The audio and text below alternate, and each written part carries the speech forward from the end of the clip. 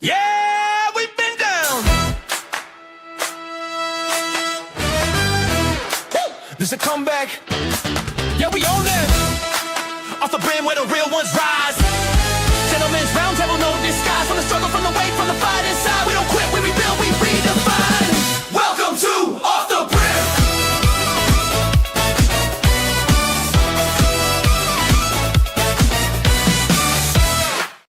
Facebook has pictures from Disney.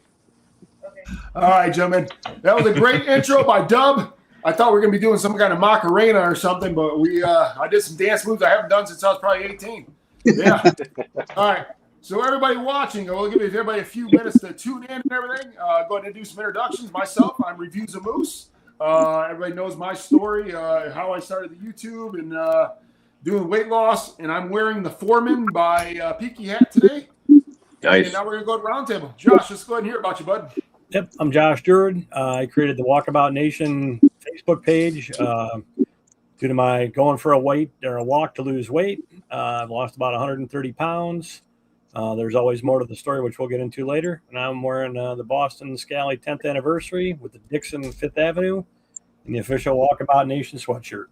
Nice.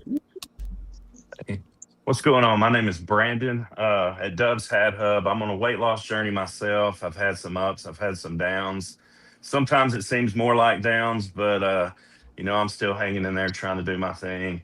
I'm wearing the Shelby Co cap tonight from Funky Brims. It's a Hell's collab, and I'm just glad to be here, and I'm excited to hear everybody's stories. Hey, I'm Patrick, otherwise known as the Southern Scally Capper here on YouTube.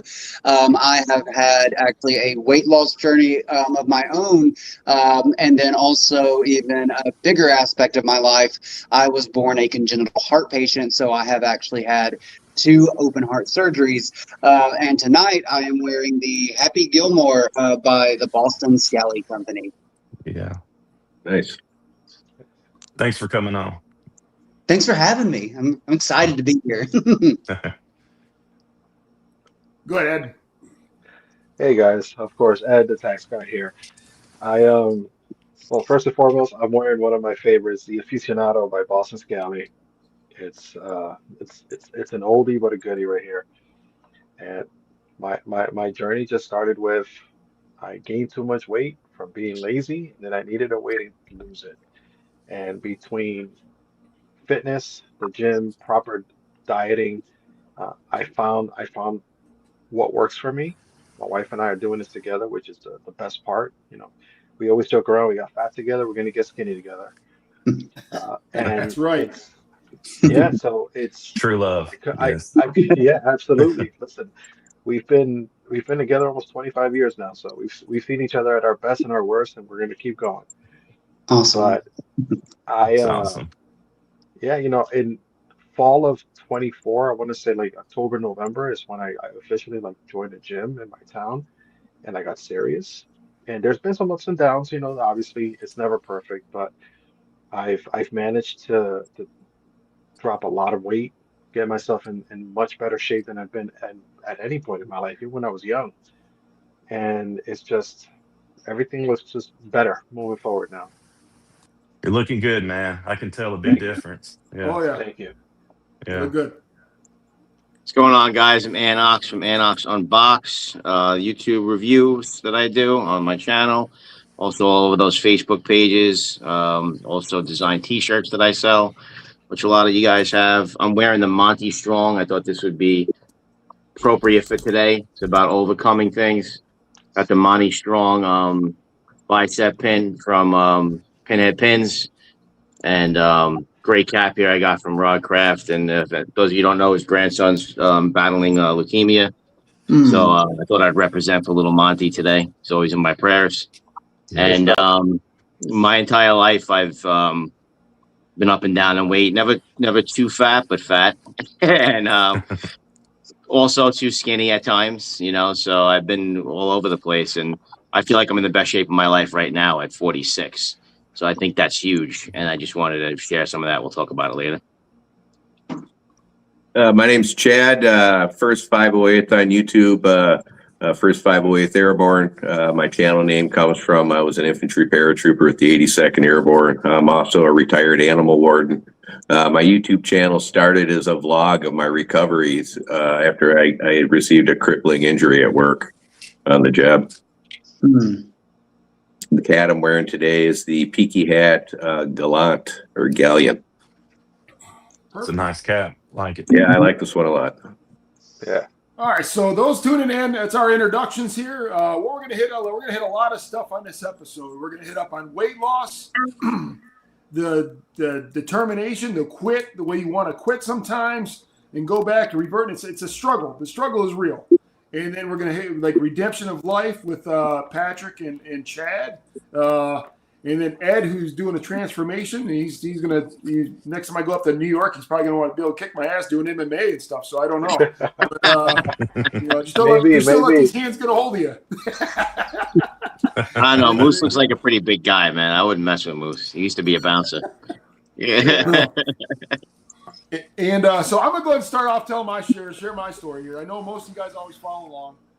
I'm actually getting back into the gear now here. I had a couple injuries for me training for a marathon, and it kind of had to put the kibosh on the whole marathon thing for me. But I had a soleus muscle issue, and then I got plantar fascia issue to where I really haven't been able to do much since November. I'm starting to walk more now again, but I'm far from where I was back in when my daughter got married in September. And I actually weighed myself yesterday morning, and I have gained 25 pounds since my daughter's wedding back in September. And it's not that I changed my eating habits. It's just I'm not mobile.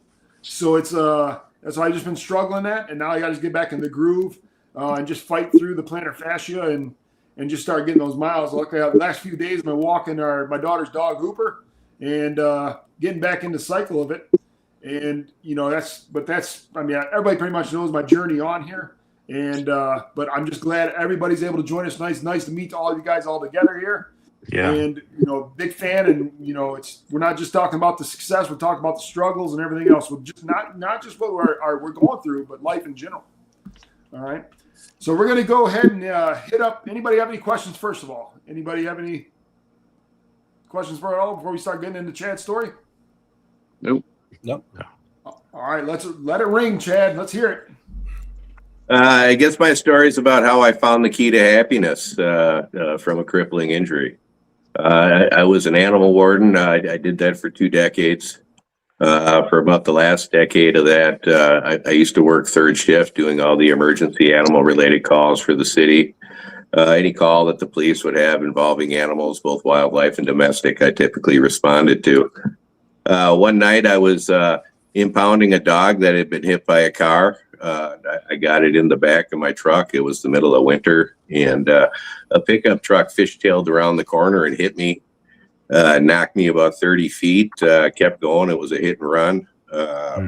It caved in my floating ribs on my left side. 2 of my discs in my back, I no longer have discs. It's bone on bone, and then the other 3 levels are badly herniated. This left me unable to walk for a while. I was pretty much bedridden. I used a cane for several years. For about a year, I got really depressed. I was on massive doses of painkillers. When you're in that kind of pain, it becomes like a really oppressive, heavy weight that you can't get under or out from under. And the painkillers weren't doing anything for me. They just made me feel sick 24/7. And I was just in a bad spot. I knew if I stayed on them, I wasn't going to probably be around that much longer. I could just feel my body falling apart. The only really surgical intervention they offered me was a morphine pain pump.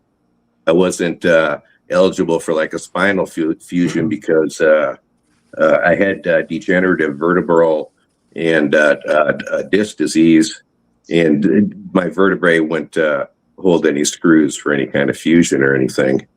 And again, I just became really depressed.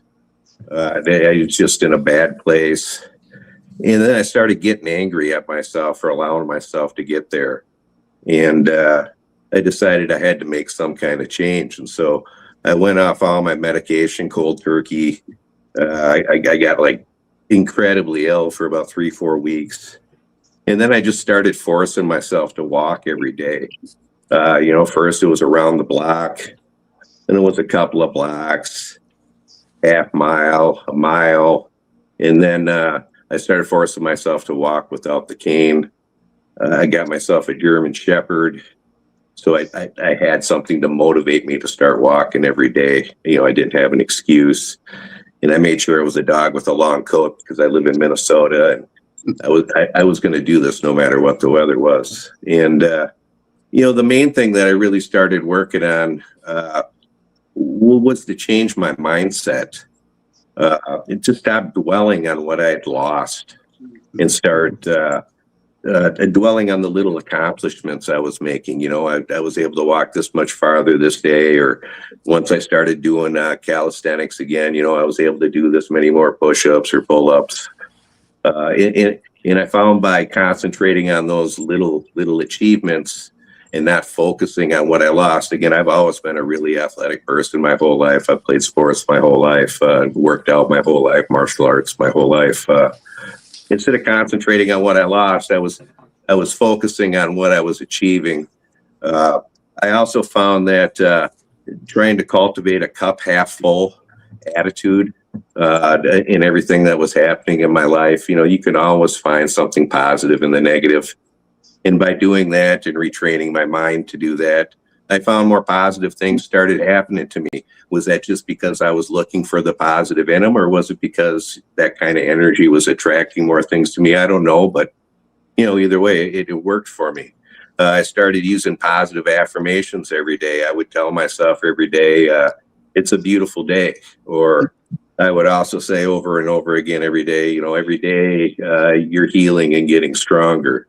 So many times, in our heads, we fill our heads with negative self-talk, and we're sometimes our biggest critic. And I think your head should be a safe place. And, it's okay to criticize yourself, but it's not something that you should continually do and dwell on. And again, using some positive affirmations like that, again, in the exercise and that, I just found that my life changed for the better. I was able to focus on the things that were important to me. Now when I'm able to go out and walk with my dogs, I always say it's a beautiful day because that was taken away from me at one time. And I appreciate it no matter what the weather is now.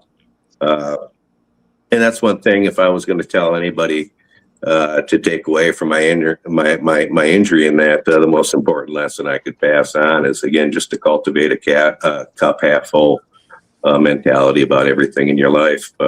Be grateful for what you have. Grateful for those around you. I look at life now like a game. Each birthday is a new level. I'm about to hit level 59 here this May. Sometimes when you're playing a game and you're getting good, life kicks up the difficulty level. Are you going to rage quit, or are you going to keep playing and master it at the more difficult level? I'm going to play this as long as I can until I meet the boss at the end, and no matter what it throws at me. The obstacles that life puts in our path, they're not blocking our path, they are the path, and it's how we choose to face those obstacles is what makes or breaks us. That's about all I have to say. It's a great analogy, man. Pretty good, man. Thanks. Yeah. Chad, that was Love probably that. our first conversation where we got that deep, and I love it. It's he's like, you finally get to really know you, and so the question I have for you, I mean, at one point of our lives, we kind of hit that rock bottom moment, to like either continue going to the death route or doing what Chad did. And now, Chad, with that being said, what was the turning point to where you? I mean, I know you said you got off cold turkey, quit all the medicines, but what made you get to that point? Was it family? Was it? I mean, what made you make that decision? That was more important. That there was a bigger job for you to do. Yeah, I just so much of myself was wrapped up into what I felt important in life, and that had just been stripped from me. And I was feeling sorry for myself, and there was a point where I just got angry for myself for being so weak. You know, I mean, I couldn't believe I had gotten to that point where I was just constantly dwelling on that kind of stuff, and I needed to snap out of it. That's awesome. It's a great story, Chad. I mean, I know we shared bits and pieces of that together in private chat, but to actually hear the whole recovery process, and you know, we're just glad that you're still here with us because you know you're definitely an asset, and you know, motivate others as well. And I think that goes with everybody here that's on the show tonight. But any of you guys have any other questions for Chad and his story? I have a question. Oh, go ahead. Yeah. Chad, I actually have two questions. There's one, how old were you when you were injured? And do you have any external support like family or children or anybody that can help you or that did help you? Or you just I've raised 5 kids. My wife was a tremendous help through all this, stuck by me through the whole thing. 100%. She helped me through the whole thing. And I was about 45 when it happened to me. Yeah, right in the throes of midlife. Yeah. Pardon my cat.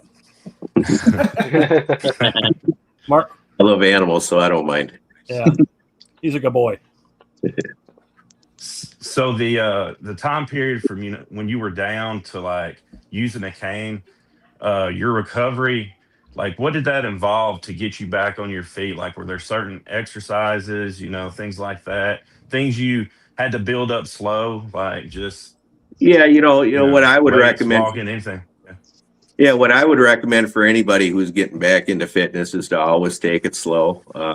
You know, you don't want to take it too fast and then end up getting injured or too sore to continue doing it. I started out with just walking daily, and then after I got better at that, then I started incorporating body weight calisthenics again, push-ups, pull-ups, dips. Again, I come from a background of working out, so I was still able to do some of that stuff, you know, even in the condition I was in. But I just recommend anything you do to just start out slow and do it gradually and just set little goals that you know you can achieve. And again, don't criticize yourself too hard. I mean, you're in it for the long haul, you know. It's not do everything at once, you know. It's okay if you have little setbacks, 2 steps forward, you know, 1 step back. And you said you were on a cane for 2 to 3 years. Yeah. If you see some of my first videos on YouTube, I'm limping in the videos pretty bad. My cane's at the car, you know. But yeah. So Chad, from the time you were injured till the time you decided I'm ditching the cane, ditching the meds, how long a time period was that for you? Well, from the time I got injured till the time I started getting sick of everything, I was feeling sorry for myself for probably a little over a year.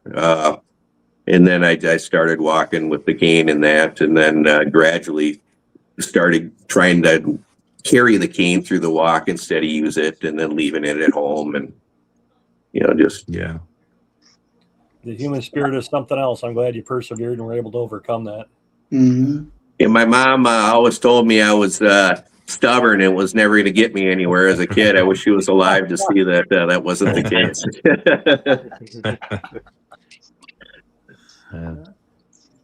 Any questions for him, Patrick, Ed, or Ant? No, I'm just glad you're here, man.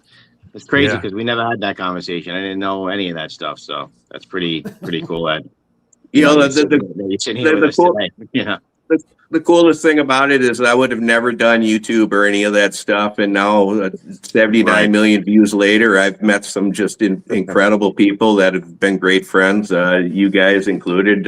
It's been something I would have never ventured into. That's really been fun. Yeah, it's crazy how you could look at the bad things and then trace them to something good, you know? Yeah. Well, I often find looking back in hindsight at the bad things that happened to me that they were just making room for something better to come into my life. Right. But when we're Yep. going through them, you don't realize that until after you've gone through it. And sometimes it's important to keep that in mind. When something bad's happening in your life, maybe this is making room for something better. My first wife left me when I was in the Army with a 4-month-old baby to take care of myself, and that's why I ended up getting out of the Army. And I knew nothing about kids at the time and had to learn real quick. And that was like, oh my God, what am I going to do? And 2 years later, I met my wife, and today is our 29th wedding anniversary. And it was making room for something better. And Awesome. often I find that bad things are often doing that. Absolutely. Congrats on the 29, man. Thanks. Yeah. Congratulations. That's a rare feat anymore. For sure. Most definitely. All right. Anybody else have any other questions for Chad there? Nope. No questions Going from me, once? man. Just kudos to you, man. Kudos on the recovery and just finding Thank a you. new leash on life, man. That's amazing. Yeah. I mean, that's what I've done in life. That's peanuts to what you just now shared your story with. But I wouldn't wish it on anybody. It was hard. All right, so we're going to go and get an Ant's story here now. Ant, let's go ahead and hear it, bud. I gotta follow that. I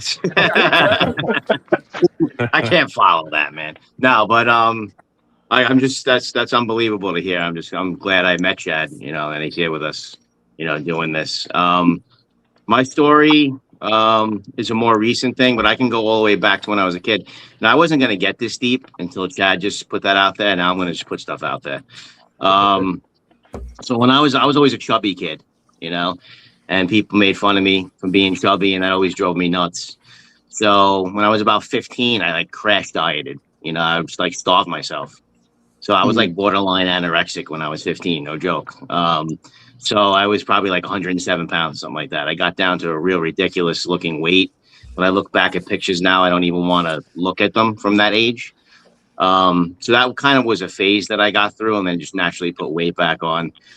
Still kind of light in college though. So then I was the skinny kid in college.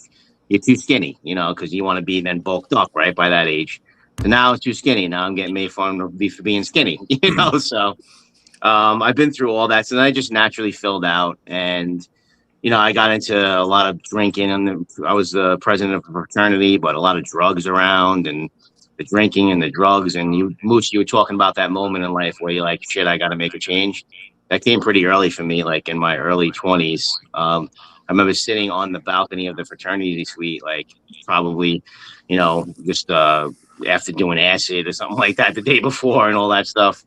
I was just sitting there where the fuck am I going in my life? What am I doing? And right after that, I met my wife. And that kind of is the moment where I had to change, be a better person for her, because I didn't want to lose her. So then that's how basically my work ethic started to form, and I started to develop slowly into the person I am today. And it took fatherhood and all that stuff, and then in my 30s I got out of shape because it was all about the kids. And when it was all about the kids, you stop thinking about yourself, and I mean, the clothes that I have now and the swag and all that, I bought clothes probably twice a year. No, I got clothes twice a year. Christmas, when my mother-in-law bought me something or my mom bought me something. And then I was just out of shape, not paying attention to myself at all. Now in hindsight, I look back and I think, you have to be the best version of yourself for your family, for your wife, for your kids. So you really got to put your health first and to be the person you need to be for them. And that's something I realized in my 40s. And I was talking on one of those fireside chats, and I know it touched home for some of you guys, how I said, it's not a midlife crisis. This is a midlife awakening. You're waking up and realizing that people try to put that crisis negative part to it, and I hate that. Yeah. And so in my early 40s, when I joined these groups, that's when Aunt Ox was kind of born. That's when I grew the beard out. That's when I started wearing the caps and the Boston Scallies and dressing better in a better financial position. And then I was like, well, I got nice clothes now. I want to look good in them. So then I started hitting the gym. And then once you start seeing that, you hate it at first. But once you start seeing those results, those first results where you put the clothes on in the mirror and you're like, holy shit, I look a lot better than I used to look. Well, that first picture where you're like, oh, I don't look like a fat fuck in that picture. You know, that's when you get addicted, you know, to the pain that you're going to go through every day, and you won't go without it. And you got to get over that hump to where you want that pain in the gym every day. And I'm in there and I'm trying to get that last rep in. I'll think of my wife's face, my kids' faces, and how I want to be here for them. I'll think of somebody like Monty and what he's going through. Get that last rep in. You know what I'm saying? Something that angers you, something that pisses you off. You know, and then you realize I spent 1 hour, but the other 23 hours are so much better after you do that 1 hour. Once you realize how much better the rest of the time is, that's when you're going to put the work in and get over the hump. So that's where I'm at now on a daily. And like I was talking with Ed last week, we met at the bar. We did a little sidetrack. We did meet at the bar, but he was cheating a little bit. But you know, we had that discussion about how you don't even think about drinking beer anymore. Like it just, because when you get your workout and you want your protein shake, there's no room for beer, you know, so that just becomes the whole lifestyle then. There's not a pork chop in every bottle? What? You know, so, but again, it's important to have those little detours, you know, and those little cheat moments and stuff like that to kind of get you through. But that's all I got to say. I want to give the floor to these other gentlemen here who we invited on here. Yeah, I'll tell you what, Ant, though, what doesn't kill you makes you stronger. Exactly. Yeah. And, I know we've shared stories about my come to Jesus moment, you know, as far as like I stopped drinking before I even turned 21. And but I'll hit on that topic a little bit later. But you know, it's great to hear like yourself to where it's family. It's family over everything. You know, it's once you have that child, and I hit the same thing. You become complacent with your life because you're living with your child, and you're basically. I'm not saying you live your life through your child, but you want to make sure your child is number one priority, and you end up putting yourself in a back burner. So and you don't realize it till it's out of control. Yeah. And you said you were in your 30s when you realized that, and that's exactly the way I feel as well. I mean, it's just you put everybody else first beside yourself, and then when it gets to the point where you start having either health issues or something like that, and then you realize, okay, I got to take care of myself as well. You know, I love my family to death, but you know, I got to if I don't take care of myself, I won't be here for such and such when you guys get older. But great Yeah, story. I mean, most of my health issues were in my head. Because I had crazy anxiety. And I was talking about Dubs with that earlier. I had the white coat syndrome, and I would go to the doctor like I'm going to die today. And I would be on all sorts of monitors and shit. And they're like, there's nothing wrong with you. You know, so I had a lot of mental shit going on there too, you know. So there's a lot of stuff that's scary in life, man. But, you know, like Chad was saying before, man, you got to look at the bad things, and they lead to good things quite often, you know. And when you go to the hospital with anxiety problems, the first thing they automatically think is that you're on drugs or something, man. It's they're like, so have you been drinking? Having that anxiety Yeah. makes it even harder to go to the doctor. It's so hard, you know. And then you gotta go to get yourself taken care of, but it's like a whole thing just to get there. When you have that bad anxiety, man. You know. Been there, man. Been there. For real. Yeah. Anybody have any questions for Ant at all? Anybody in the chat have any questions? Just happy to know you. Yeah, man. I got a question. Happy to meet all you guys, man. And grateful for the friendship and all. I got a question for supporting me and appreciate this. it. This actually goes back to the fact that he and I both cheated about 2 weeks ago. What was the meal, man? What did y'all have? When it comes to that, I can tell you my side of it. But when it comes to that, how strict do you find yourself being when it comes to like, you know, alcohol, beer here, drink there, or like with the cigars and smoking and stuff? And when we do these things, obviously, then we start craving foods, right? We start craving the foods that we're not eating right now. Like, what's the process like for you to like avoid, or do you just say screw it and indulge in those the cravings, even if it's just for the one night? Well, you know, it's funny because people think I smoke cigars and drink bourbon or and whiskey like a madman. I don't. You know, I'll do it for one of the episodes. You know, and actually, I have asthma too. So when my asthma's kicking, I'll go months without a cigar. You know, but then when I'm good with the asthma, because you don't inhale cigars, but still you're breathing in the secondhand. Like, but when I'm good with the asthma for a while, I'll pick, you know, I'll smoke a cigar, and it's just I'm not an everyday smoker. I'm like a once a month cigar smoker. And then as far as the alcohol goes, I have a lot of bad acid reflux too, and I've had that for like 20 something years. So when my acid reflux is kicking up, I don't drink for months, you know, and then I'll go to non-alcoholic stuff or something like that, just to social drink beer. And then with the food, it's crazy because you feel like almost everything is bad for you, you know, and the vegetables carry bacteria and they make you too gassy, like all this thing. It's like nothing's freaking healthy for you. And we have the worst system right now with food and all this shit that's in our food that it becomes a huge project just to eat the right way. So you have to find a niche. But I find that if you start eating the healthier stuff, you go down the aisle and you look at all the other shit like it's poison, you know, and you start to crave the healthy stuff, you know, because that's then what you become used to, and you got to get into that. But then when I got down 185 pounds from 220, I wanted to bulk up with muscle. And then bulking up with muscle, now you're eating a lot more, you know, and now you're eating. Sometimes you find yourself eating unhealthy stuff just to bulk up. You know, and then you're like, well, now I'm getting too bulky. Now I got to slim down. It's just a constant battle. It's just a constant battle, you know. But that's, I eat OMAD. That one meal food that we had that day, bro. I know I had the Reuben. I had a crazy good sandwich that day with that. And I don't know what the hell it was. It was like smothered in cheese and Irish whiskey sauce. It was great, man. It was an open face sandwich that you had, like covered in cheese. Yeah, open face sandwich, but smothered in something where I ate it with a knife and a fork. Yeah. I remember that. I eat OMAD. I eat one meal a day. I basically just eat one big meal a day, and I find that allows me to eat more what I want during that meal, and then kind of intermittent fast throughout the rest of the day. It works pretty well for me if you can go that long without eating. I've looked right, into and I that. have to experiment with the reflux issue because sometimes when you go too long, You know what you can do that can help with that is put a shot of apple cider vinegar in a glass of water and drink it, and that'll help cut down the acid. The alkaline. A lot of people have told me that. Yeah, I should try that because in the past I was like, well, vinegar is going to make it worse, you know, but people swear by it, man. Yeah, no, it'll cut the acid, the alkaline. Yeah. It's healthy for you too. Yeah. Oh yeah. I've never had any acid reflux. When I hear people I talk use it about to it, shrink I don't like know what it is. Yeah. little skin tags and stuff. You could put the apple cider vinegar on it. It shrinks it to nothing. Stuff is amazing. Yeah. And then, yeah.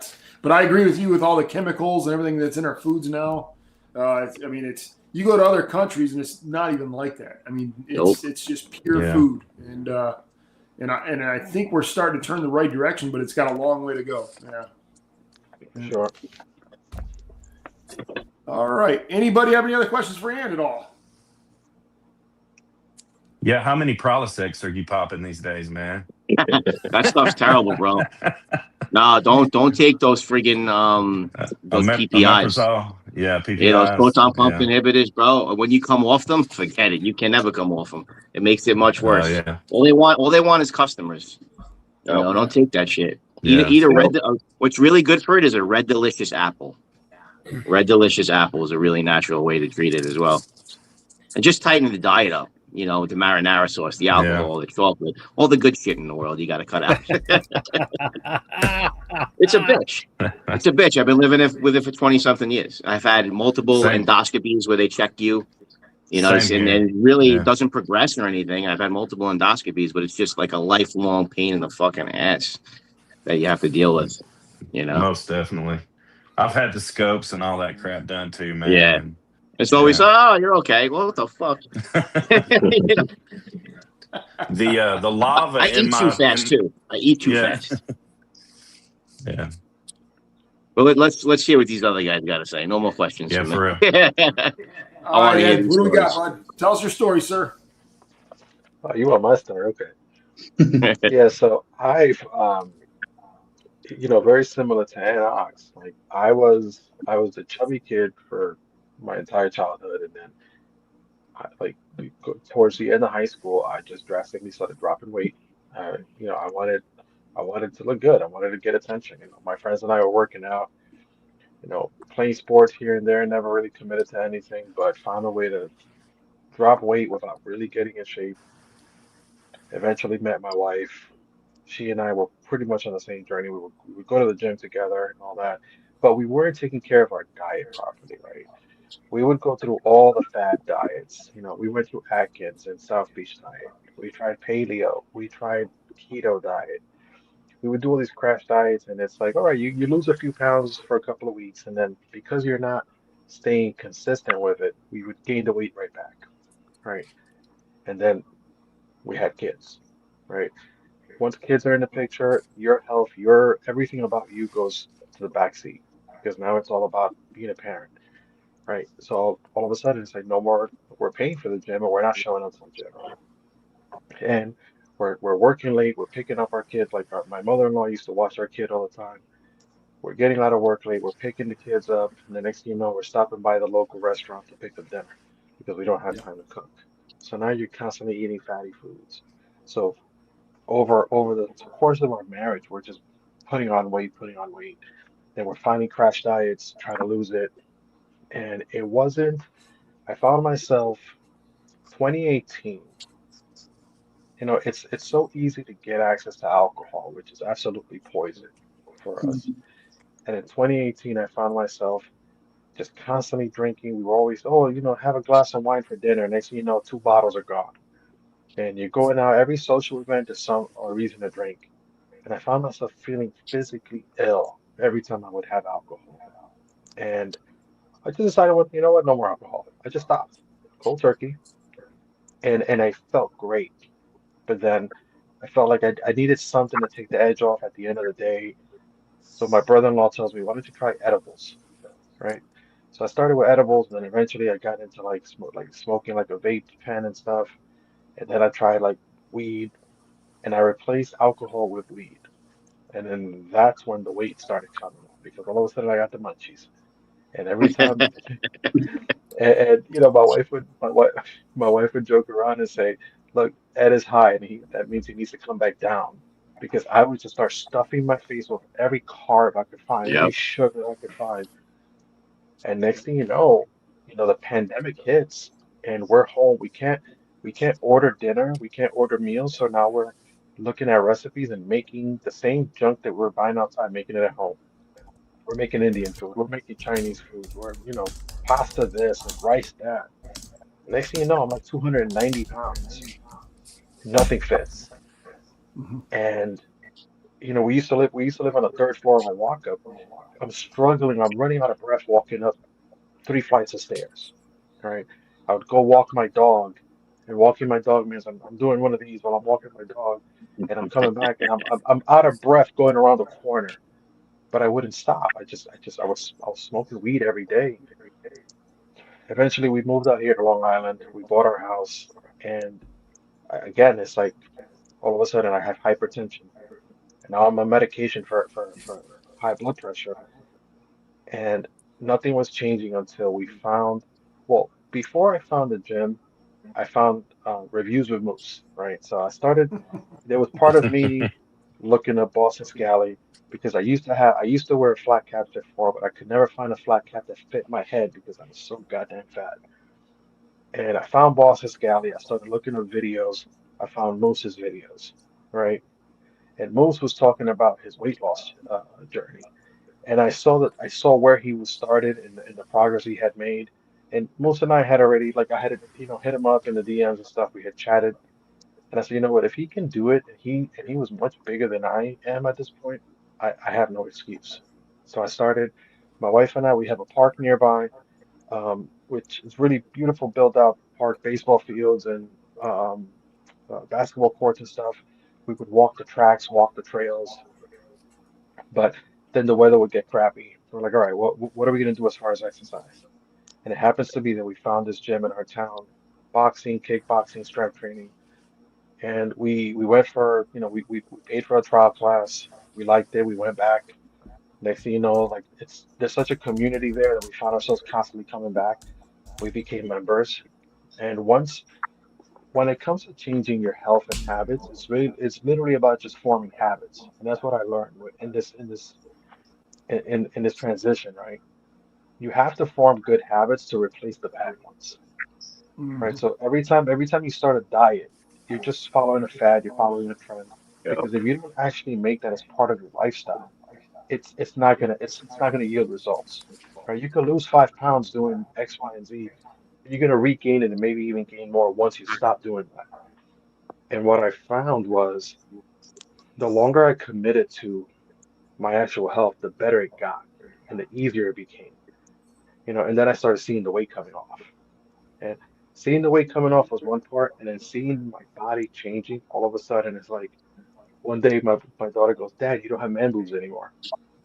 And I looked down, I was like, hell yeah, I know. That's what's Yeah. up. You know? And the big for me, the biggest health scare was the fact that I found myself constantly short out of breath and the high blood pressure because it wasn't being treated. I was getting these really bad migraines. And I honestly thought one day I was gonna have a freaking aneurysm. I thought I was gonna collapse and die when I was sitting at my desk at work. And right, number one, gotta get a doctor. Let me start treating this and let me start getting, my health in order. And now I was actually telling them, so when Ann and I went out the other day, my gym, we participated in a 6-week challenge to everybody had their own different goals, but obviously my goal was to drop another 10 pounds. And during the 6 weeks, where we're tracking our macros, we're being very, very targeted. I was eating, I was eating 200 grams of proteins, 150 grams of carb, 70 grams of fat every day. So I was doing 2,100 calories. And I was actually following it along, being very strict. And every time anything would slip up, I would speak to my coach. I'm like, listen, I'm not hitting my protein goal. Every time I up my protein, my fats go up. How do I adjust this? And he goes, easy. Drink a protein shake every night. Just get the plain protein powder, make yourself a protein shake. You're gonna hit your protein, there's no fat. And all of a sudden I found that shift. And I, in total, since I started working out, I've lost just over 40 pounds, but then I put on about 10 pounds of just muscle. And I saw the difference. All of a sudden everything starts fitting better, right? Like I went down from busting out of a double X, shirt, a Dixon or something. Now I bought a extra large Dixon a couple of weeks ago and it fit me perfect. So that motivated me to like, all right, what else can I fit now that's an extra large?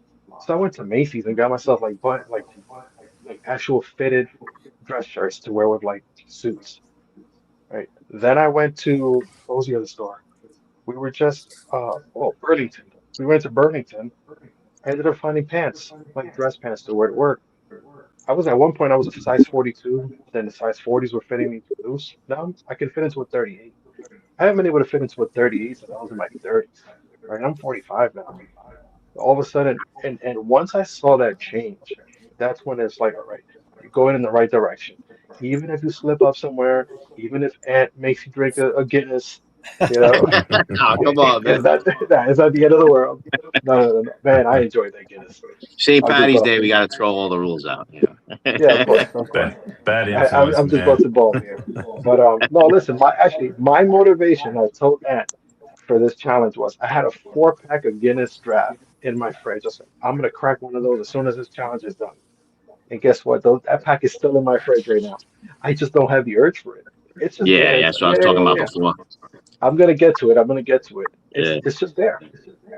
Dude, I drink Also, out water on all Long day. Island, where we are on Long Island, I mean, there's just bars everywhere.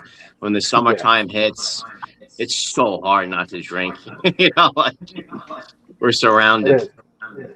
But You listen, know. even you were good. If you remember, we went to that seaside place, and you were drinking non-alcoholic beers. Yes. Yeah. Yeah. I was like over the winter, right? Or over the Yeah, yeah. Yep. it was two different outings. You were having non-alcoholic beers. We went to that place in Port Jeff, and then we went Yeah. to that place close to your house. Yep. And, Yep. and And I mean, I gotta respect that. I gotta respect, you have the beer just for the sake of like the social aspect, Yeah, yeah. but you know, when you say no alcohol, Which is no crazy alcohol. that I grew into the taste of a beer. When I was a kid, I just wanted to get drunk.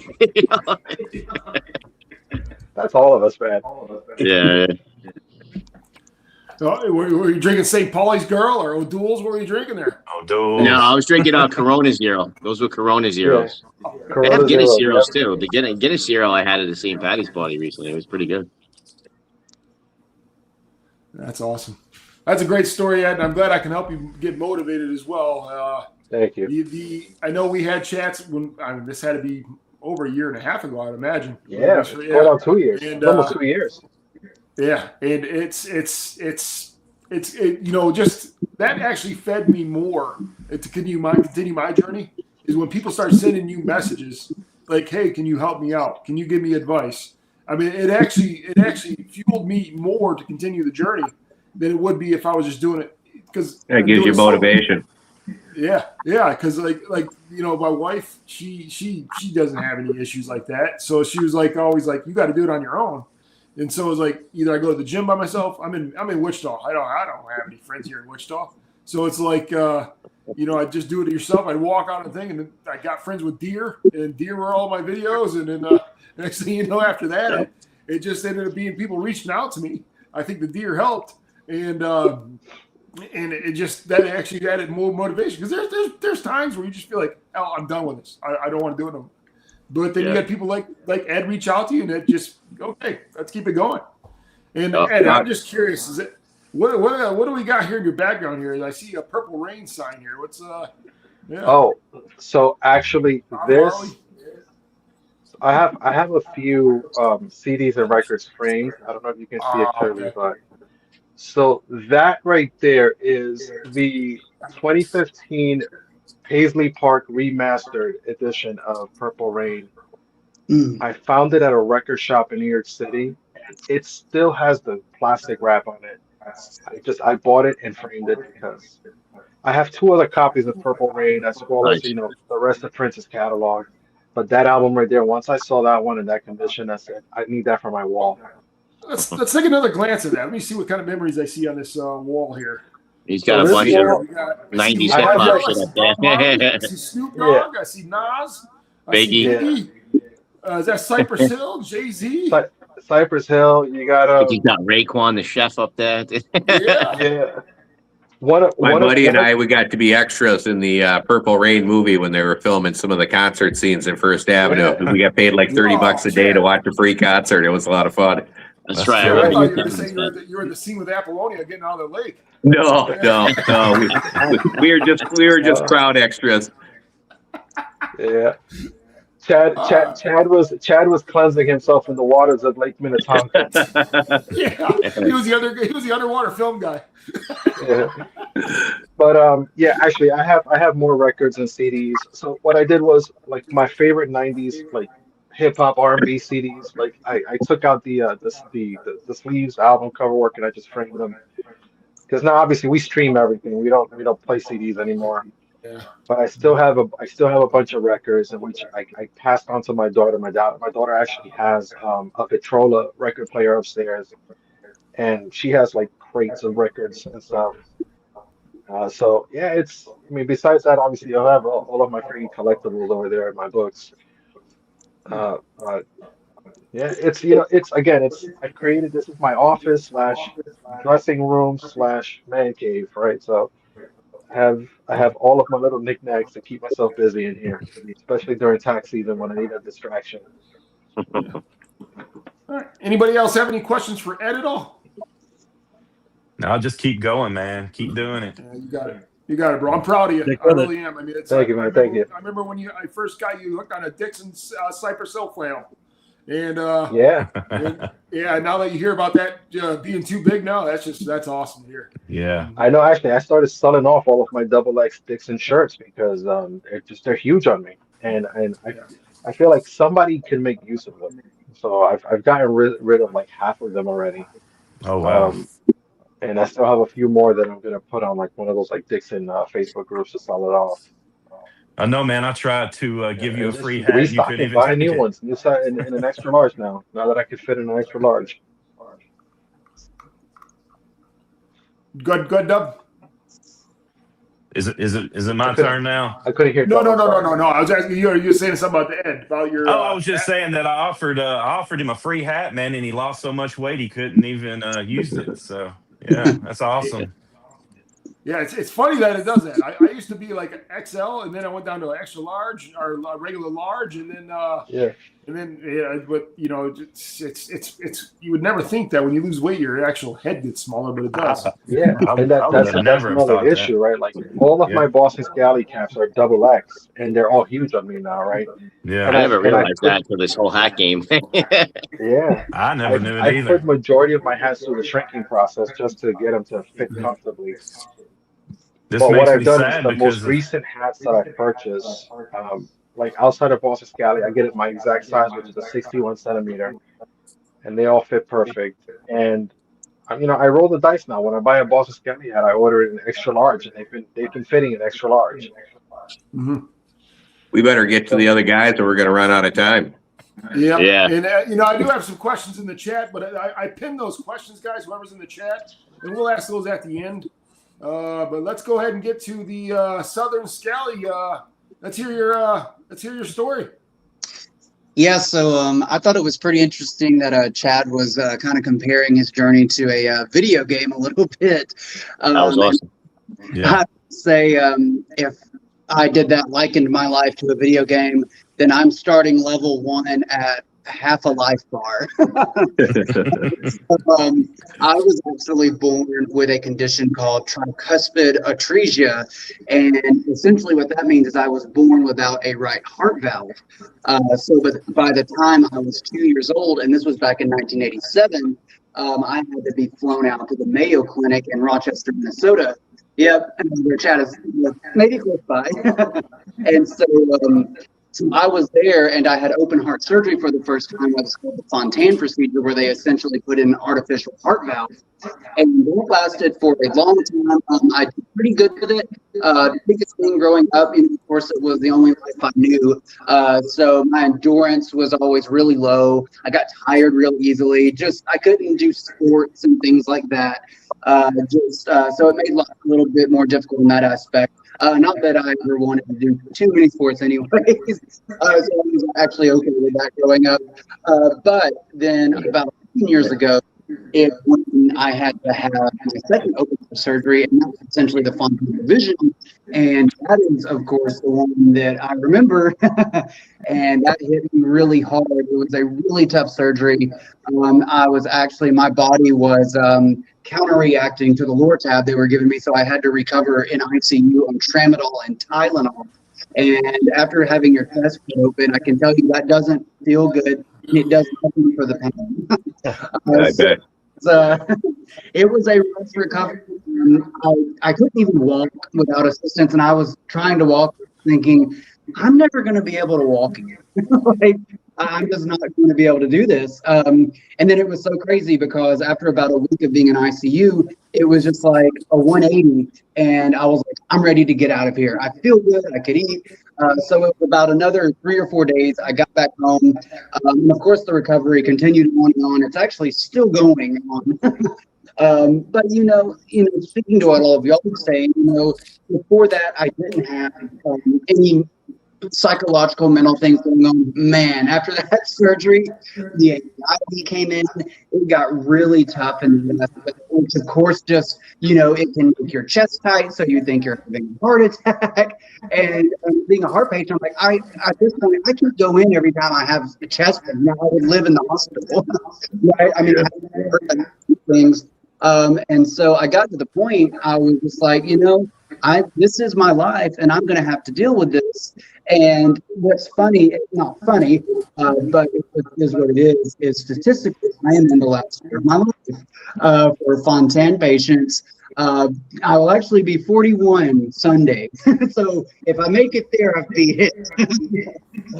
But it's, you think about that, and when I do consider all that, and, because now that surgery has been so long ago, as Fontan patients get older and older, of course, the problems just keep coming and coming.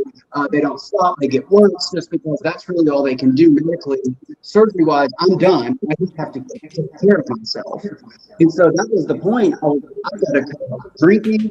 I've got to lose weight because I was about 200 pounds when I went into surgery. And I lost about 10 to 15 pounds in the hospital just by eating. I was like, well, here's my head start. Now I can start exercising. I can start eating.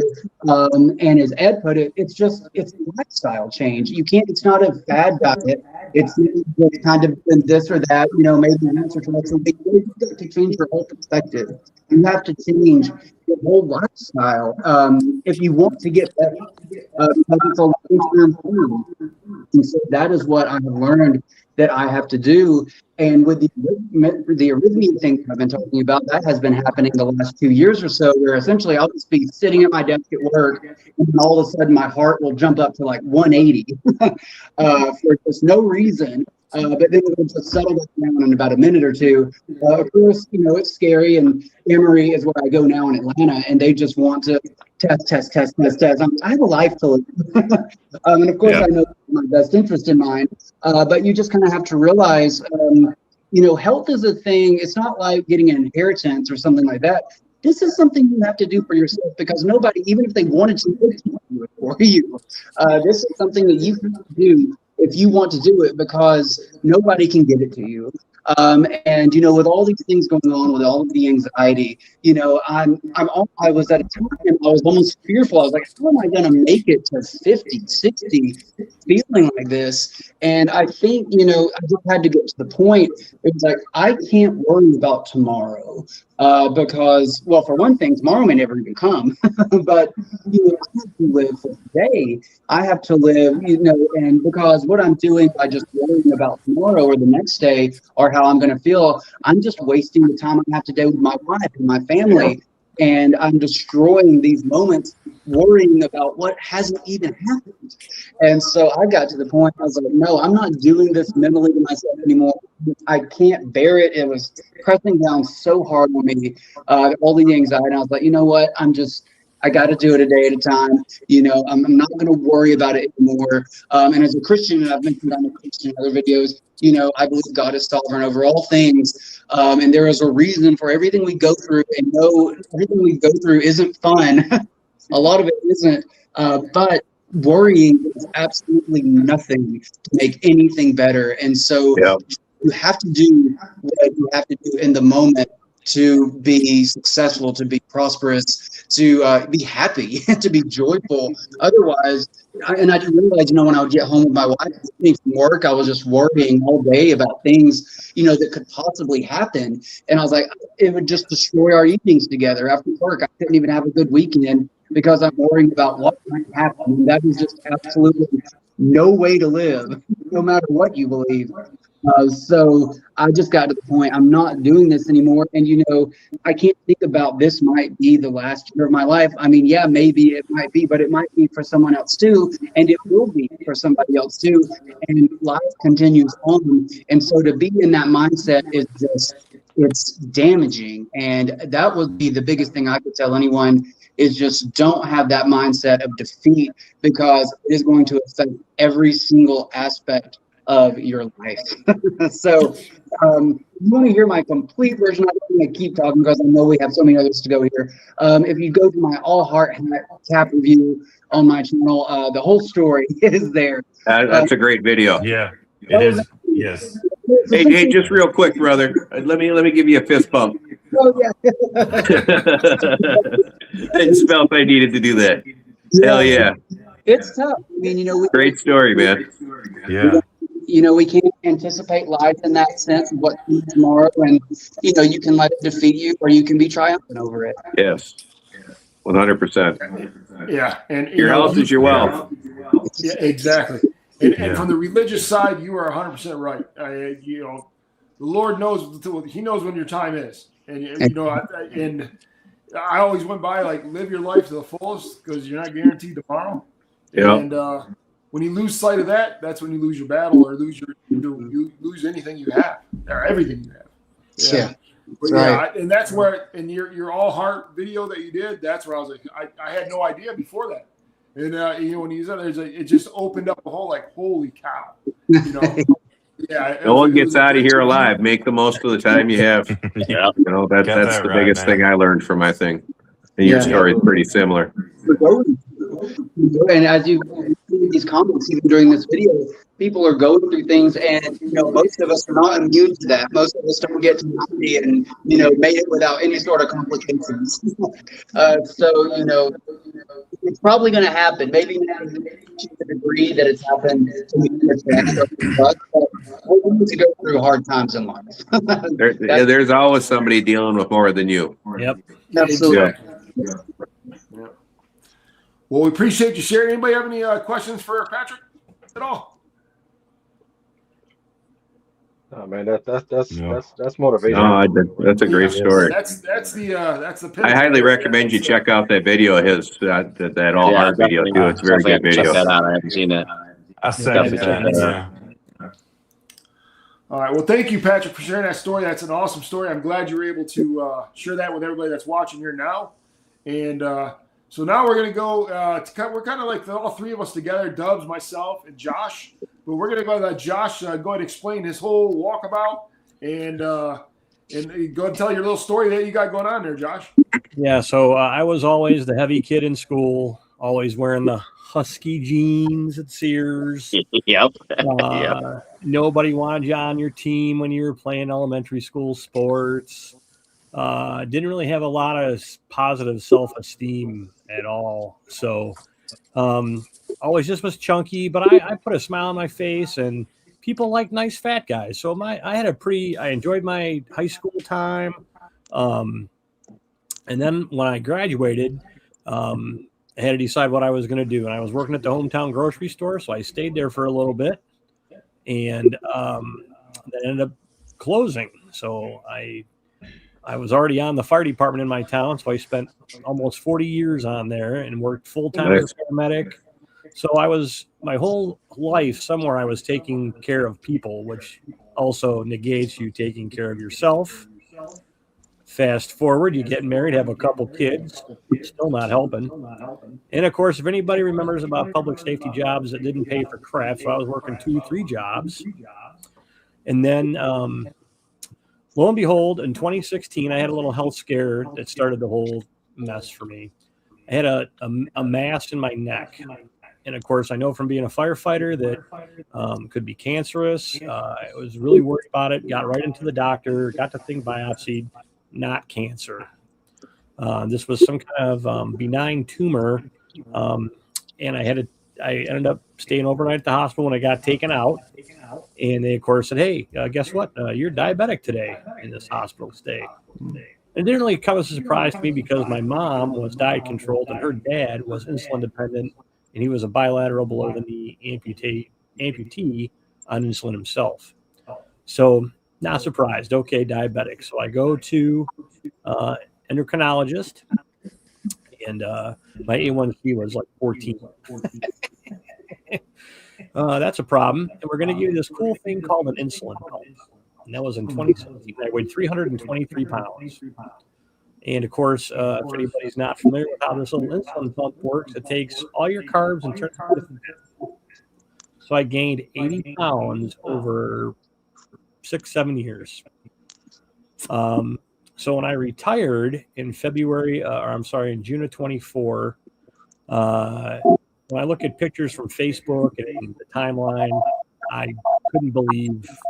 just couldn't believe myself. And in September of that year, I went to the endocrinologist because I saw him every 90 days. And of course, I had my A1C under control. I just was humongous. And I weighed 423 pounds. And I said, that's it. I'm not going to weigh a quarter ton. And that's really where things flipped the script for me. So I went back in December of 24, and I lost 5 or 6 pounds.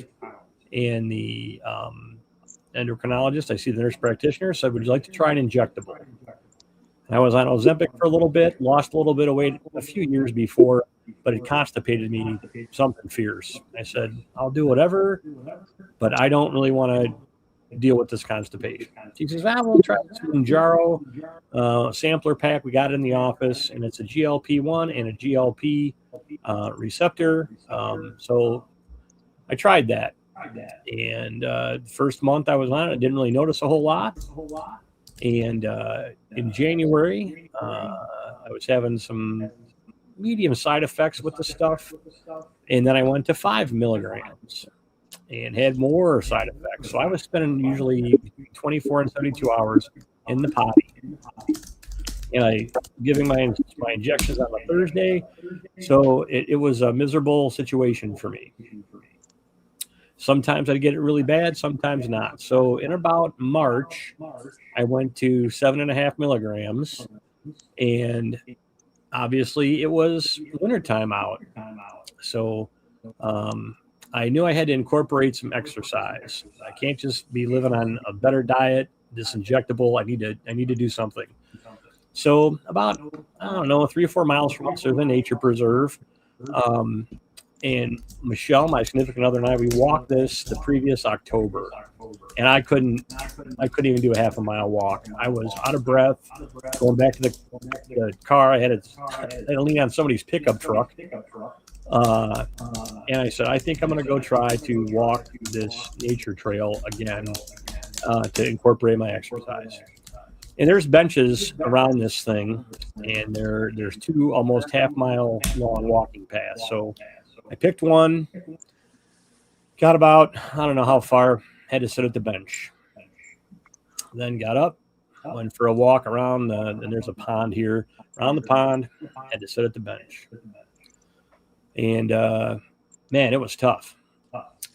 And I got to walk about number 4, somewhere around 4 or 5, and I was making a little video at the time. And I thought, does anybody really give a shit about a fat guy going for a walk in a nature park? And I don't know what happened there for everybody, but I started getting inundated with text message, Facebook messages, people posting to the thing. You've inspired me. I used to walk. I need to walk. I can't believe you're airing this for everybody to see. This is pretty personal. And it just exploded from there. So I started walking a half a mile, and then gradually I can walk by that first bench and say, eat shit, first bench. I don't need to stop here today. Thank you for your service. Then you could get to the second bench and sit. Okay. So finally, ultimately, you go for a walk and don't need to sit at a bench, right? So that just keeps spurring you on. I also never played the scale game. I only weighed myself when I went to endocrinologist because I didn't want to say, well, I lost 3 pounds today, I can have a Twinkie. No crap, I gained 2 more pounds. I better not eat for a week. So in June of 25, I went to the endocrinologist, and I'd lost enough weight, and my blood glucose was so fantastic, I got off my insulin pump. Nice. I was absolutely astounded by that because I thought I'd be on this thing for the rest of my life. And that's really when the weight started to fly off me. So I then went to a basal, which is your long-acting insulin. And in October of 25, I asked the endocrinologist, I've been kind of having paramedic background. I've kind of been monkeying with my Lantus, which was my basal. And I noticed that sometimes if I cut this back a little bit, my side effects lessen, and my numbers are good on my CGM, my continuous glucose monitor. So how about if I see if I can just scale myself back off this basal and see what happens? He said, you can do that. And if you feel like you can't get control, just keep your basal where it is. So long story short, in December, I weighed 305 pounds right around Christmas time, and I was really wanting to get to 300 before I went back in January to the doctor. And I missed my goal, still hanging around 303. But by that time, I was down to 4 units of basal. So when I went to the doctor, she said, if you just have 1 big glass of water, you're going to flush that basal right out of your system. You're doing amazing. So let me know what happens. So since February 1st of this year, I've had no insulin at all. Just 7.5 milligrams of Mounjaro once a week. My total overall weight loss, 130 pounds. Hey, congrats. That's awesome. Yeah, that's awesome, dude. That's awesome. Give him a fist bump too. Yeah. Yeah. I'm in it. So, I hung around this 300, 305, and the last 6 weeks I was really struggling. Why can't I get over this hump? Right? I didn't set this unsurmountable goal to get to 300. I was 5 pounds away at Christmas, and now I just can't seem to kick it. But I haven't done anything different. I've been working out at the rec center this last winter and through the springtime here because I can't walk obviously in the winter. So I'm on a treadmill or a recumbent elliptical. And lo and behold, I had to go to the doctor for a follow-up, my PCP last week, and hopped on the scale, and I was at 297 with my clothes on. So I'm probably around 295. Nice. So how did we get to the Walkabout Nation? So another firefighter paramedic friend of mine, he had a good health scare. He had the old double bypass and is getting ready to get pensioned off on disability from that. And he reached out and we started doing a walk once a week. And we said we should, as we approached Walkabout 100, we said we should probably do something to give back to the community because I still, from that point on, I had outpouring of support from Anox, Nick Nefarious, my whole community. People, so we did a community walk on August 23rd. We had about 40 walkers. We walked a half a mile, had trail mix and water, and it was really just a nice community event. And now we're gearing up for 250, which should be happening here sometime, hopefully in warmer weather. But we're going to try to do another community event.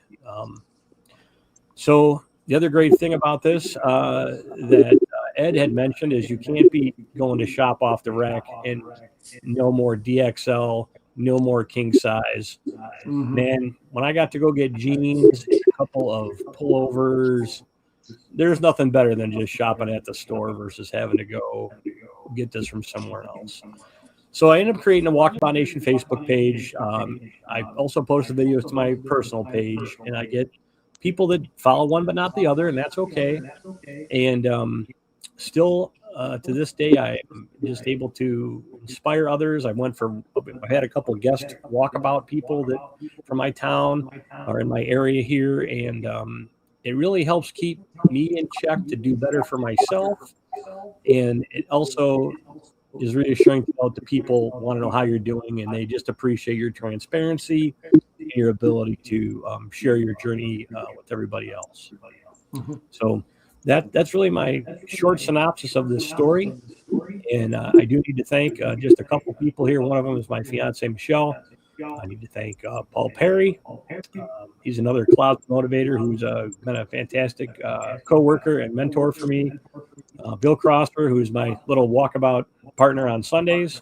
And everybody that's given me a boost here, especially now that I'm below 300. It really spurs you on to keep going. And I don't know for the rest of you who are on this journey, I got asked more often than not now is where are you going to stop? What's your end game? I really don't know because I haven't been this skinny in decades, right? I couldn't tell you the last time I weighed less than 300 pounds, but it's been 20 years. I can guarantee you that. So that's a great story because not only did you have success, but you motivated so many others. Yeah, it's just crazy. I never would have believed you could have this much impact going forward. Yeah. So, and Josh, you want to go ahead and give a shout out and tell everybody who's watching like your information about Walkabout and where they can find it? Yeah, sure. So it's the Walkabout Nation on Facebook. I post my walkabout videos there. Obviously, you can hit me up on a friend request. My name is my name on Facebook. I do cap reviews.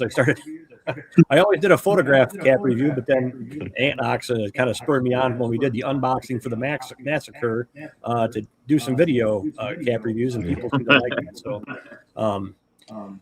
So I'm in there, but I'm happy to share with anybody. I have no secrets. It's just hard work, determination, and the perseverance is what gets the results. Never giving up. Even when you don't want to go to the rec center that day or the gym. And the other thing that's helped me a lot is I got a smartwatch from my brother, and that really helps me keep me on my goals and your steps and your calories, and it's been a blessing in disguise. Yeah, and Jimmy Guerrero put a comment in here. This is I read true, that. obviously true. Yeah. It's amazing a cap could bring us all together like this. Straight away. Yeah. That's the Yes. key to the whole thing for sure. He is Yeah. so right. Yep. Yeah, it's amazing. It is And I think definitely- everybody here reviews caps. Yeah. So. It's funny. I've been making all kinds of other videos on YouTube, but it was watching Moose's cap reviews that got me going. I started talking to him and said, "God, I've got these caps too. Maybe I'll start doing a few reviews." And he encouraged me, and the rest is history. For me, it was Ed dropping his little reviews. He got me going. Yeah. And I was doing mine on Facebook. Yeah, Started with Moose so did I. That's how I too. started too. And then somebody said, Yeah. "You should get a YouTube channel." So then I started doing that. Yeah, Moose was the first review I watched, and I found Skydog reviews. He was doing them pretty Skydog, regularly, Yeah. and it's He was just on an crazy episode. how- Yeah. Crazy how the Shout out to community. Tim. It really is a community, for sure. Yeah. All over a hat. Yeah, exactly. Well, it's kind of a cool community too, because it brings a lot of different people together from different backgrounds that I think wouldn't normally be together. A lot of 100%. different personalities. Yeah. Do you guys hear an echo, or is I'm the only one who's hearing that echo? Somebody's I got think somebody has their computer on, so they're listening to it on their computer and their phone. that computer down. Yeah, we're getting an echo. Okay, I'm not hearing anything on my end. Oh, okay. I hear the echo. I might hear be. the echo as well. Somebody might have their computer on. Like I it's double reverberating. check mine. I'm muted on the computer, so. And like you guys said, we got 7 people here, 7 totally different backgrounds. And Yep. we're all here talking that brought us by caps. We all got to introduce to each other caps. Now imagine if the world was the same way, how much of a better place it would be. Yep. Yeah, for sure. Yeah, we need to be running the world here. I'll take the United States. Yeah, we have Josh, you can take superpowers. Canada. We're forming Voltron here. Listen, All right, does anybody have any questions for Josh in this group at all? I don't, but I enjoy those walkabouts, Josh. I'm always watching those. Great story. yeah. Appreciate I'm y'all. gonna say that, Just a quick comment, Josh. I mean, I love what I've seen you do. I have type 1 and type 2 diabetics in my family, so seeing that and comparing it to their journeys, their struggles, it brings it home for me. That shows you're on the right track too, that you're able to reverse that. Who knew you could become undiabetic? Yeah. Yeah, my one of my coworkers, same thing. He just did it on his own. He said, "Yeah, I beat it on my own." I'm like, "What?" Just strict dieting and exercise. I'm like, "Oh wow." And that's all Yeah, I've that's how done. my brother-in-law did it. And Josh, Hope put a comment in the chat. Josh is my brother, and I've never been so proud of someone. That is awesome. Yeah, so I lost my wife in 2021, which is how I became involved with Michelle. Oh, my condolences, man. And thank you. And she was really the first person to eat more chicken, ground turkey instead of ground beef. We'll make our own sloppy Joe seasoning versus buying it from the envelope. The other thing I didn't really touch on here is I did have a little health scare for myself that also helped spur this on. But in 2021, I had a TIA right after my wife Laura died. I spent about 6 months of pizza and beer, not really knowing I was not in a good headspace until I realized I was not in a good headspace. So that has also impacted me to again become healthier, because as Michelle and I progressed dating and engaged to get married, she said she might like me around for just a little bit longer, and I better try to take better care of myself. So, honey, I got the message and I accepted the assignment, and I couldn't do without you. Somebody Right, just Dubs. said they watched the Gentleman's Roundtable while walking the treadmill. That's awesome. Treadmill. Yeah. There you go. So yeah, I'm All gonna, right, Dub. Let's hear it, bud. So yeah, at an hour, I'm going to keep this as short as I can. But there are things that Josh and Ant both said that I could actually copy and paste into my story as well. I have dealt with so many different things in many chapters of my life. I've dealt with anxiety and horrible panic attacks. And in that, I started to self-medicate with alcohol. And I began to drink a lot. I became an alcoholic. You know, my wife had dealt with a lot with that, and she unfortunately had to deal with a lot of things there. Had to make a lot of changes, and quit that. Ended up getting married to her, having kids, started doing the straight and narrow, I guess you could say. And but yeah, once I got married, man, my weight just started to increase more and more. The kids, you know, the married life, all that thing, all those things. And to where I am right now, I have a lot of medical problems. I have sleep apnea. I have liver issues from fatty liver. One of the biggest things that scared the crap out of me was that I lost my vision one day, got violently sick, and found out I had type 2 diabetes. And I had lost my sight for like 2 weeks, man. And like I said, scared the crap out of me. My sugar was like 350 or something, or 300 when I went in. My glucose was 10.9, I believe. And started making some changes. Lost 20 pounds, you know, and that reversed my numbers on my AST and ALT, which are liver enzymes, and brought those down. Let's see what else, man. There's so many things, you know, like Ant was talking about with GERD. It affects it too, you know. But that 20 pounds, though, man, it changed my liver and got back down to normal. As soon as I started kind of like focusing on my weight again, my sugar levels started to drop. Of course, they put me on metformin, and that helps as well. But everything that's wrong with me right now could be reversed if I just lost weight, probably 75 more pounds, you know. So the struggle is getting there, and I make good choices and bad. I have good days and bad. And I'm a late night eater, man. That's my big problem, dude. I'll be half asleep, rolling up to the fridge, you know, about 12, and trying to get me some treats or something. And that's just the way it is. But I've tried to make better decisions there, you know, and it's a struggle. But I'm very active. I know I talk about Kevin James a lot, man, joking around, but I'm a big guy. I'm a big guy like him, and I'm actually very active. And but the problem is I don't make the right choices when it comes to food a lot of times, and I really have to plan. So, you know, if I'm not weighing my food and doing meal prepping and things like that, dude, it's going to go south real quick. So I got to stay on top of that. But, you know, I'm going to check out the Walkabout Nation here because I want to be a part of that as well. And maybe get some support from the rest of you guys, you know, moving forward. And it's great to have people like this in your life, you know, to be there for you. So appreciate all of you. And I just I'm a work in progress, I guess you could say, to make it short. So I'm always here for you, brother. Yeah, maybe this episode was You for can you text then. me anytime. Get you launch on that journey. But let me tell you, man, losing your eyesight for a little bit, which I didn't lose it all the way, but I could not drive for like 2 weeks. Oh, wow. And yeah, I couldn't go to work or anything. And that scared me so bad, man, that I was just like the next day, you know, just like I'm ready to change everything. And my doctor was actually so surprised I'd brought my numbers down to like a 5.9 by the next time I went to the doctor, and then to a 5.5. So I'm doing pretty good there. But yeah, work in progress. So. Yeah, that's all good news that all you guys are saying that you were able to bring your numbers down on your own. So it shows that you can do it, you know? Yeah.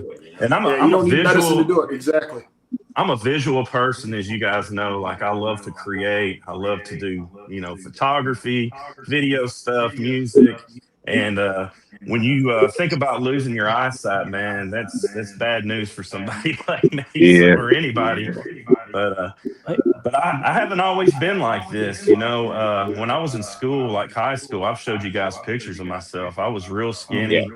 I looked like a mixture between Eminem wannabe to a Backstreet Boy kind of, you know. So didn't really look like this. And you know, a lot of people that I went to school with, you know, they're kind of surprised by my look now, and they'll be like, "Oh, you've gained weight," and I'm like, "Yeah, you think so?" You know, like yeah. But You know, anyway, that's you about hit it. you hit the nail on the head. I mean, if it was that easy, everybody would be able to do it, and we'd never be in the situation we are. But Yeah. the discipline that it takes, and Yeah. you know, that's a whole goal in itself is just the discipline, and just be able to say, okay, I know when we go to restaurants with my wife and daughter, I'm like, they look at me like, well, first of all, they'll look at like, can Dad even have anything here? And then, but it usually everybody has a salad, so I'll Same thing. resort to eating a salad. But Dude, and living. I know the Southern Scally Capper may have this problem as well, but living in the South doesn't help as well. You know, everything's like deep fried, sweet tea, everything, man. So it's kind of yeah, I'll go ahead and hit on that part. yeah. All the fried chicken, macaroni and cheese, and all that. There you go, man. Yeah. Yeah. All right, so I'll go ahead and share my story then. You know, I've always in high school I played football, basketball, baseball. I was busy year round. I was actually a lineman in football. Basketball, I made the team just so they kept me in shape for baseball, and my coach was pretty aware of that. I mean, I was like the guy in practice that I was a little bit bigger, so I was just the guy in practice, you know. But kept me in shape for baseball, and that's the only reason why I made the basketball team is because I needed to play baseball.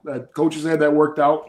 Only time I played was senior night, and let's say it worked. But that led me into doing more and getting the food and beverage industry, and did that. Before that, I was bouncing at a club. And so that's where, you know, back in the day, I had a pretty bad temper. And so my outlet was bouncing. I mean, it really was. It was like, okay, I can't get in trouble for it, so might as well go ahead and do it, you know. But that was my mindset. And then I met my wife in Myrtle Beach, South Carolina. This was when I did my bounces up in Detroit. And ended up meeting my wife. Long story short, like, Dubs and Southern Scally Capper are saying, the Southern food. I've never had once a collard green until I moved to Myrtle Beach, South Carolina, and her mom started cooking Sunday dinners.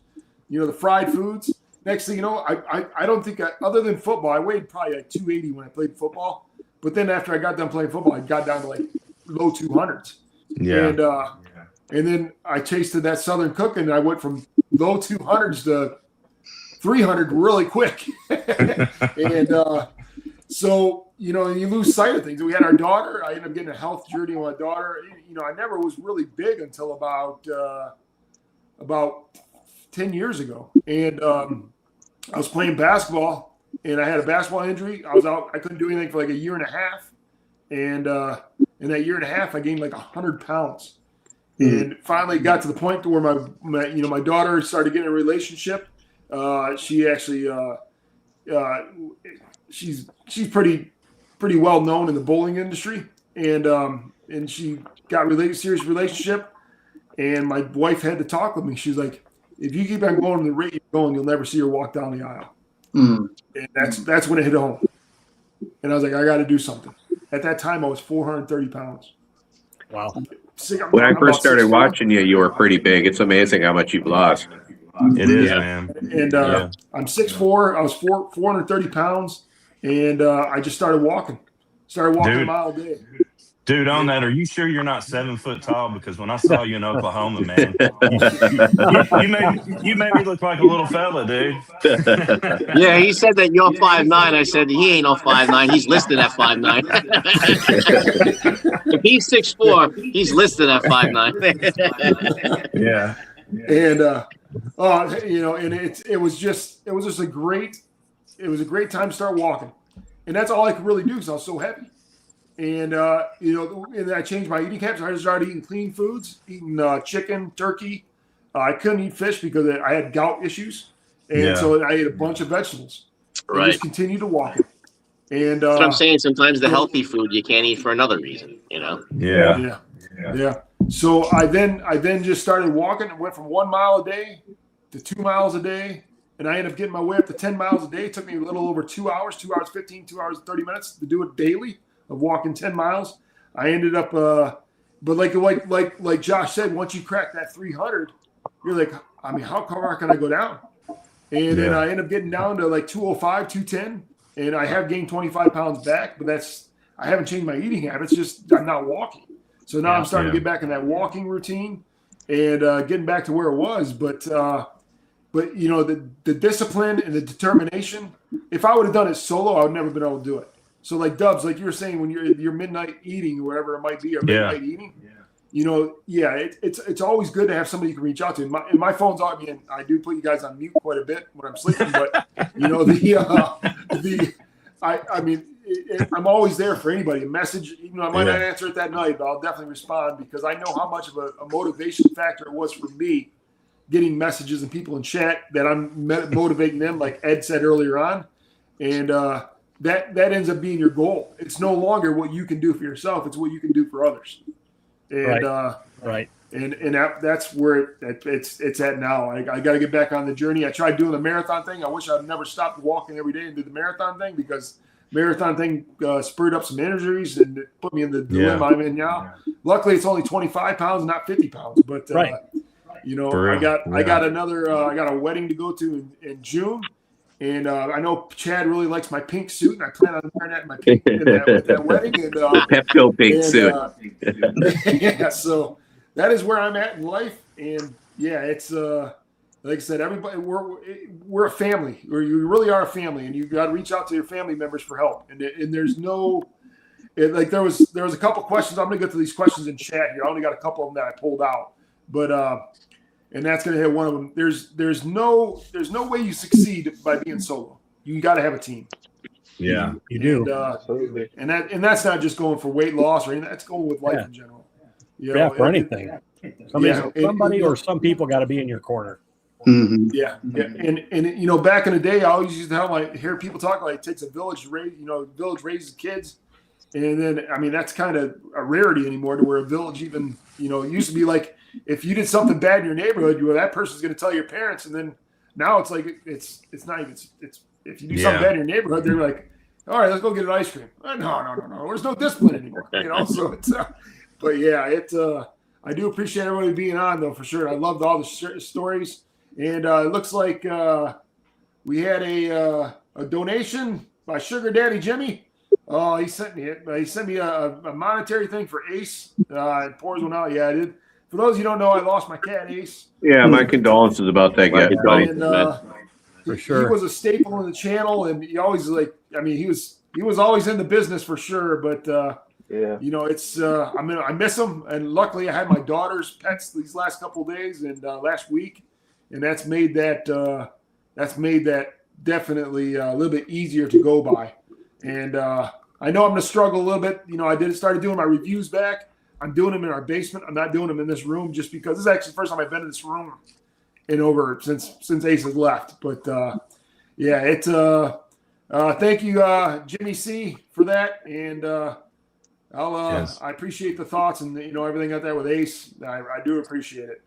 All right, so I got a couple questions here that are in the chat that I pinned, and then we're going to go ahead and end the episode. This is a long episode, and I'm glad everybody stayed on here. Hour and a half, man.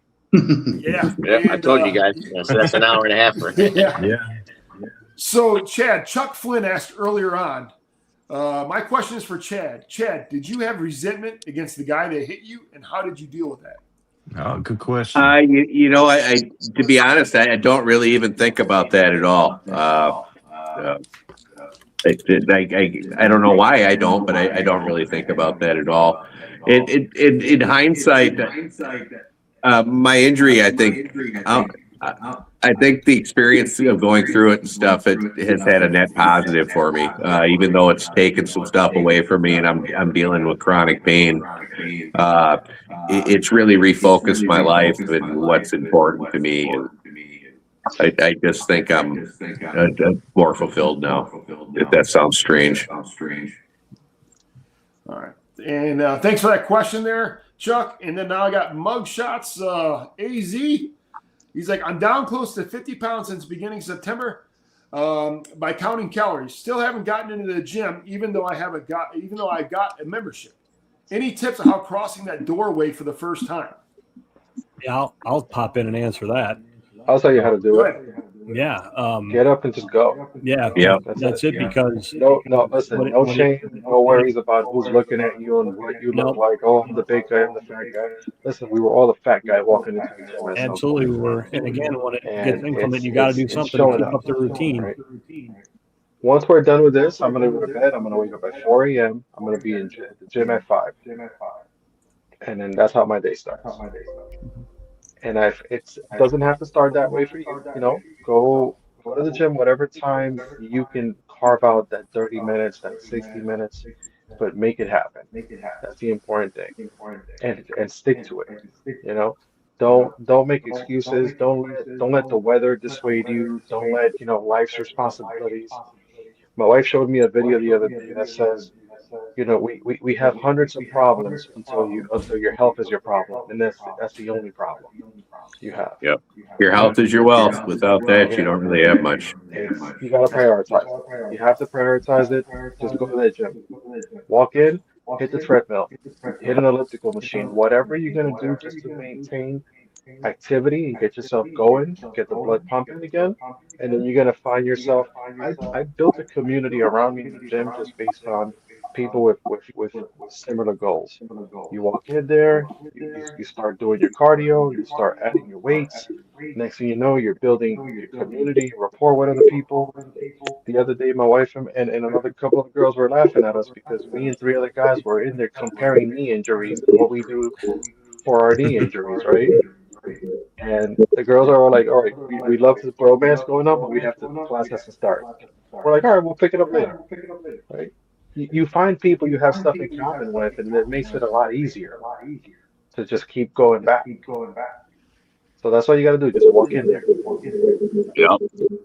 I agree. The advice I give you, if you're just hesitant to walk in the gym, first of all, just do it like Ed had said. But just going up to a treadmill. There's always plenty of treadmills. That way you can kind of blend in. You can get you start loosening up on a treadmill. That'd be the first thing I would suggest. Is just get on that treadmill, and especially if you belong to the YMCA, just start walking that loop in the YMCA, and I guarantee somebody's going to approach you in the long run, and then you're going to form a relationship just like Caps did with all of us. You're going to form a relationship at your local gym with other people that are going to be doing the same thing, that have the same thoughts as yourself. So, and I hope that I was able to answer that question. Just get in there and do it. You'll find it. You'll find it, buddy. I formed a relationship with the other old guys.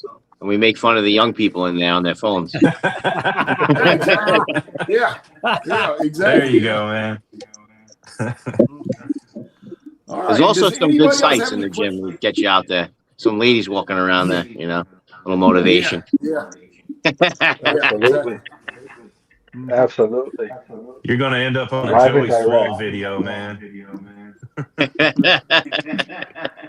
Anybody in the group here have any other questions at all for anybody here? I just have a comment for Dub. I just want to thank everybody for sharing their stories. I've enjoyed listening to all of them. Dub, we're all just a work in progress. Yeah, this has been fun. Yeah. Just keep on the grind. And remember, Appreciate it, man. Just go for a walk. It started with me for a walk, man. Yeah. And hit me up on the Facebook, and need anything, just let me know. So, Will do. Thank Thanks you a guys lot, for having man. me on tonight. It's interesting to see how many people have used walking to get back into condition. Myself, you, Moose. It works wonders. Yeah, I go for walks around the lake. Yeah, I can't wait for the weather to break a little bit. Start walking again, man. Yeah. That's another aspect of it, man. Winter time comes and you're kind of cooped up. The winter. Yeah. This was a cold winter too. Yep. The Northeast, at least. Well, I know Chad was out there, negative 40 degrees in his door. I go out in all weather. I just bundle up. Chad is an Arctic warrior, man. Well, like you said earlier, I'll appreciate any weather now. And I thought I immediately thought of the negative 40. Yeah. video he put out. Every day is a beautiful day. Yeah. That's right. When you're above this side of the ground, that's right. Yeah. Yeah. All right. Anybody else have last things to say? Go round table here. Thanks for having me on. I had a good time. Nice to meet you all. Yeah, Yeah. nice meeting you all too. Yeah. Appreciate you, fellas. Especially nice to meet Josh and Southern Scally Capper, Patrick. Yeah. And Yeah. Ed, You guys. again. Yep. Wait. Thanks for sharing your stories. Thanks a lot, guys. I appreciate it. We finally got to talk to some of you guys. Josh and the Southern Scally Capper. Really appreciate you guys' engagement with my stuff Yeah. online too. And I don't know what's going on our next episode. I know Friday, April 3rd, we got Boosted Brims coming on. So I can't wait for that. He's doing some incredible stuff. I think, if I'm not mistaken, Todd Soren's going to come back on at some point, Moose.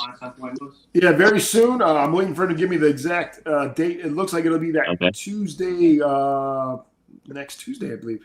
Okay, so there might be some kind of rad cap drop coming up, and then I've been talking to all sorts of people. Mulligan Gear, when he comes back from Ireland, might pop on, talking about his trip. So we got a lot of cool stuff coming. Yeah, we got a lot of cool. I know Chad's been reaching out to Scallywags and Sean and Walker from the Scallywag show. I think they're going to be doing a collab episode with them, which is going to be pretty cool around when Sean drops his beard oil. So we got some cool stuff coming up. That episode won't be PG-13. I guarantee that. No, that's going to be a rated R episode. It will not be monetized. It's going to be rated R, so it's going to be some drinking, you know. Kind of the antithesis of this, but. All right, Chad, you got anything else to say, bud? No, just again, happy to hear all your stories. Thanks for sharing them. I agree, and we appreciate everybody for watching. The comments were great, and we'll definitely do some more shows like this in the future with more guests. I'm glad to see everybody did enjoy it. We were kind of reaching out of our comfort zone. Not really out of comfort zone, but just outside of our realm, I guess it would be. Yeah, we got to make this like a series because I think a lot of people have stories along these lines. And not just weight loss. It could be recovering from alcoholism. It could be recovering, drug addiction or anything like that. It could just be anything. And I think that we just make the world a better place when we bring people on here and share our stories. And Absolutely. But we do appreciate everybody tuning in. Again, thanks all of you guys for joining us tonight. It was great. Pleasure to meet you, Josh. Southern Scally Capper, go Patrick. Ed, of course, you always you're kind of like a normal with us now. You're like you're like, what's the guy's name from the Three Stooges? The fourth one. What was his name? Champ. He's the champ. Well, I said Steve Martin from SNL because he was never a regular cast member. He was always on. Yeah, right. Always just popping up. All right. Well, thanks again, everybody, for watching. Thanks again for joining us. And we'll see everybody next time. And we'll just keep your eyes open on the Gentleman's Roundtable Facebook page, and we'll keep you updated what's going on here with these live streams. All right, everybody. Have a great night. Have a good night, guys. You. Take care. See ya. Thank you, guys. Yep.